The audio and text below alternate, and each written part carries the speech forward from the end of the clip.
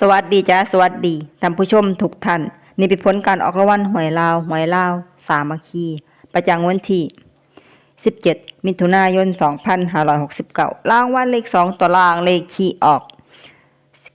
94รางวัลเลข2ตัวบนเลขคี่ออก33รางวัลเลข3ตัวบนเลขคี่ออก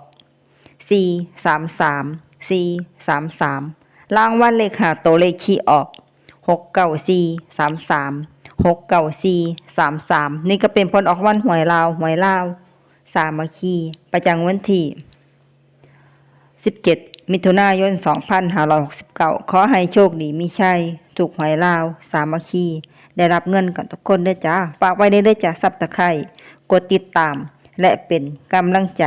ขอขอบคุณทุกท่านที่เข้ามารับชมและรับฟัง